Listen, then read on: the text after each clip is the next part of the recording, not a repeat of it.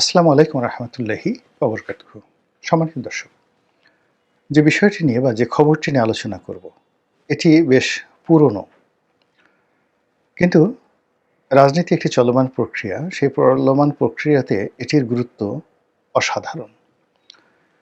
আমি যখন খবরটি দেখেছিলাম, মনে হয়েছিল যে আজকেই ভিডিওটি করব, কিন্তু এর মধ্যে অনেকগুলো ঘটনা ঘটে গেল। এর মধ্যে জনাব তারেক রহমান সাহেবের দেশে ফেরার যে তারিখ, এটি ঘোষিত হয়ে গেল।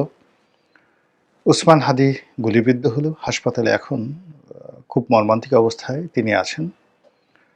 ফলে আমি যে প্রসঙ্গটি নিয়ে আলোচনা করার চেষ্টা করেছিলাম বা সিদ্ধান্ত নিয়েছিলাম, তা কয়েকদিন পিছিয়ে গেল। দ্বিতীয়ত, এই যে প্রতিদিনই একটির পর একটি আশ্চর্য ঘটনা ঘটছে, এই ঘটনাগুলো যে ঘটছে বা ঘটানো হচ্ছে কিনা, এটা হয়তো তদন্ত করলে পাওয়া যাবে। এটা অনেকটা উত্তেজনা সৃষ্টি করার মতো বা অনেকটা মানুষের মনকে বিভিন্ন দিক থেকে ডাইভার্ট করার জন্যে। এখন সেটা আওয়ামী লীগের বিষয়ে মানুষের মন বিষিয়ে তোলার চেষ্টা করা হতে পারে, অথবা যদি আওয়ামী লীগ এই সকল ঘটনা দুর্ঘটনার সাথে জড়িত হয়, তাহলে আওয়ামী লীগের যে অপরিহার্যতা, এটা প্রমাণের জন্য করা হতে পারে।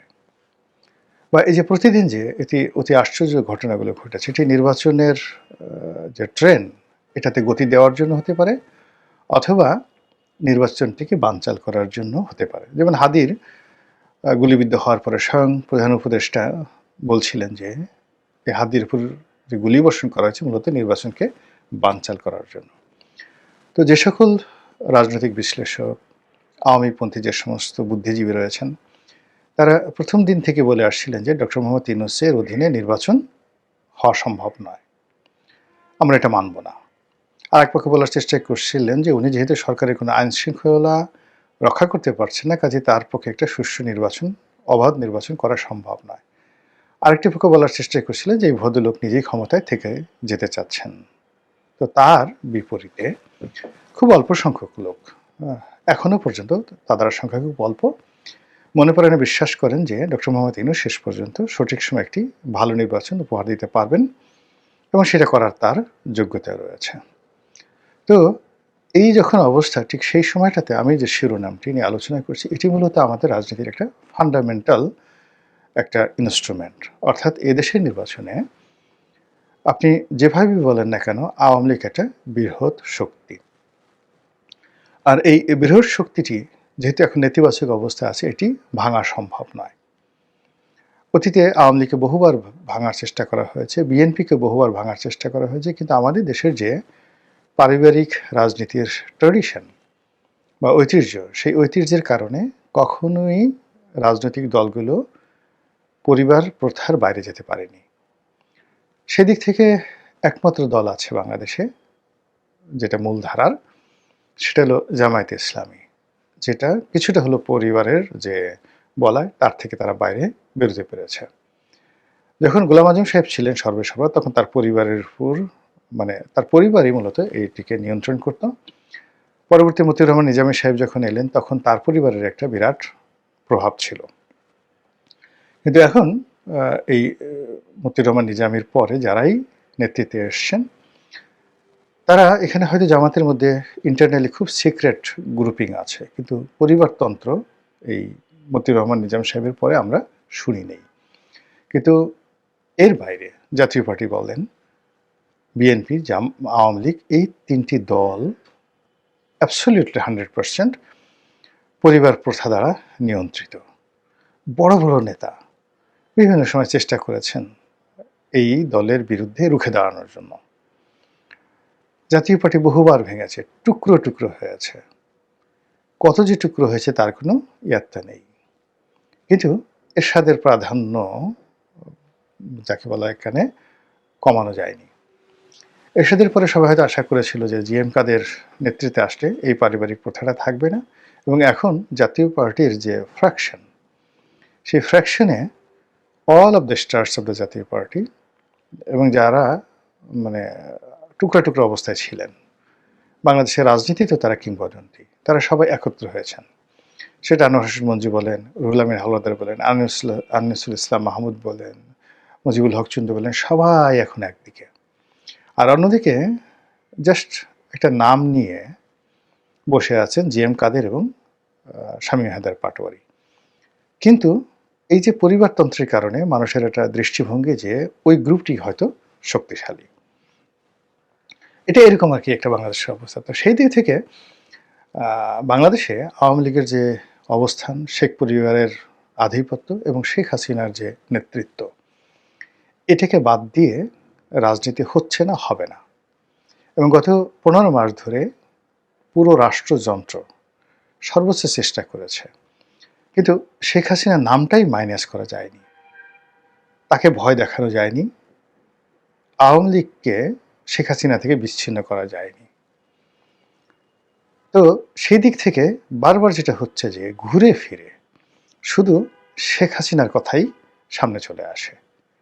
শেখ হাসিনা কখন কি বললেন, তিনি কাল কি করবেন, আগামীকাল তার প্রোগ্রাম কি, তার মন কেমন, মানসিকতা কেমন, তিনি কি পালিয়ে আছেন, তিনি কি তৃতীয় দেশে যাবেন, চতুর্থ দেশে যাবেন, তিনি কি বেঁচে থাকবেন, মরে যাবেন কিনা, তিনি এখনো জীবিত আছেন কিনা, তার ক্যান্সার এখন কোন স্টেজে আছে, এ সকল নানা রকম ন্যারেটিভ তৈরি করার পরেও শেখ হাসিনার কণ্ঠ থামানো যাচ্ছে না, আর শেখ হাসিনার ভীতিও কাটানো যাচ্ছে না।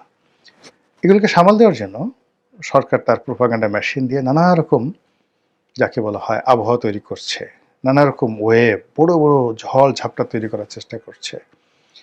মামলা, মোকদ্দমা, হামলা, জুলুম, অত্যাচার, নির্যাতন কোনোটাই কিন্তু বাদ যায়নি।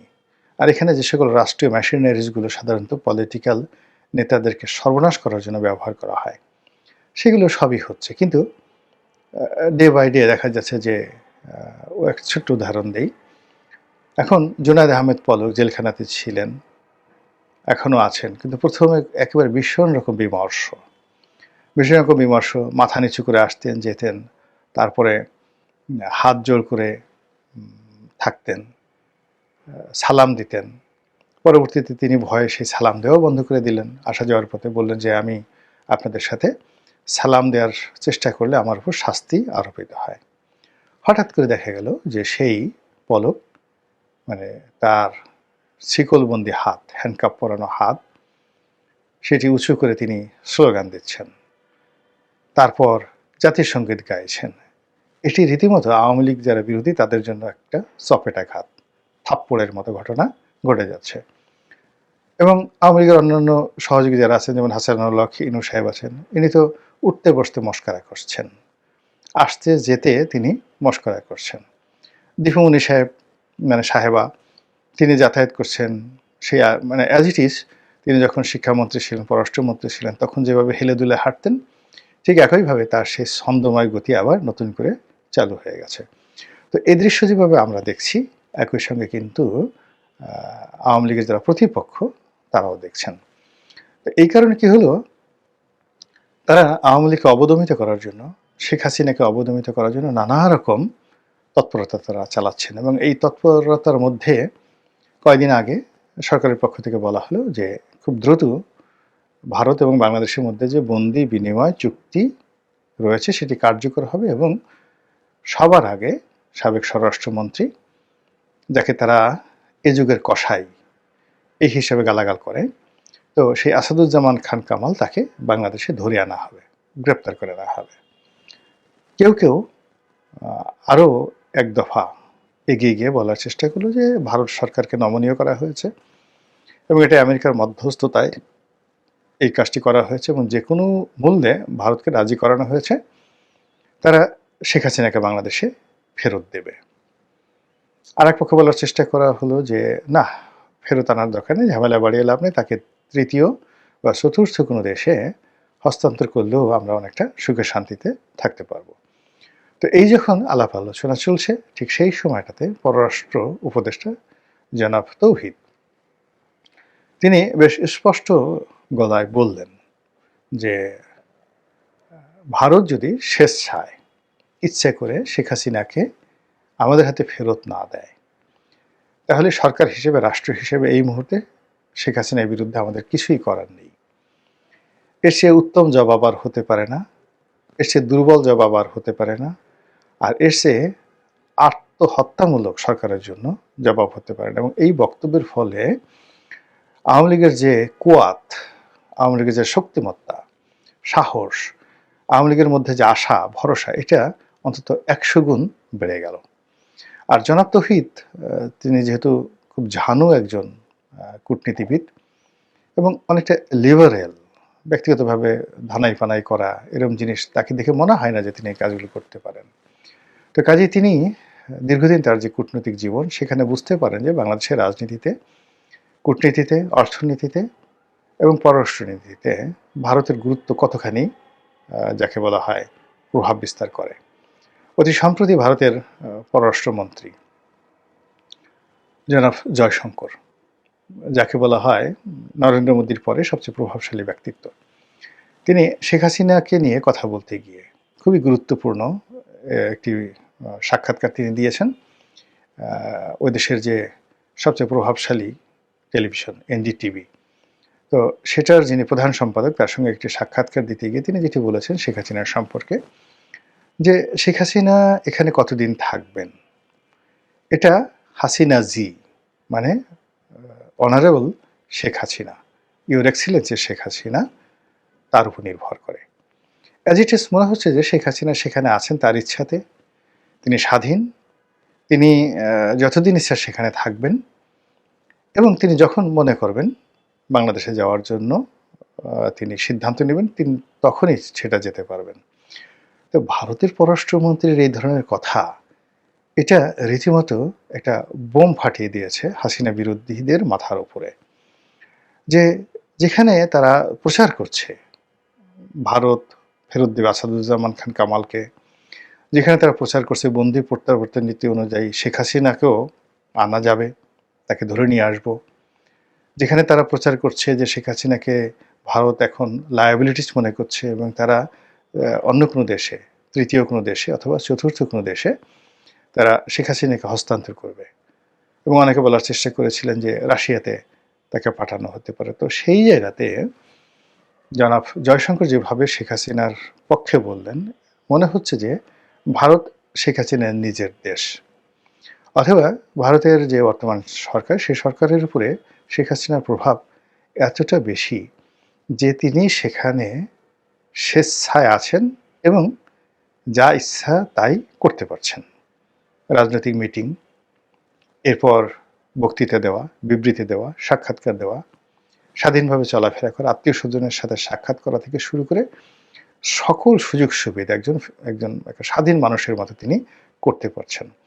তো এই খবর যখন প্রচারিত হলো, এনডিটিভির সঙ্গে সাক্ষাৎকারটি যখন প্রচারিত হলো, আওয়ামী লীগের যারা লোকজন তারা তো হৈ হৈ করে উঠলে, দেখো দেখো দেখো, তোমরা যে সকল মিথ্যা কথা বা মিথ্যা প্রোপাগান্ডা ছড়াচ্ছিলে, তোমাদের যারা টোকাই মুখাই যারা আছে ইউটিউবে, যারা মানে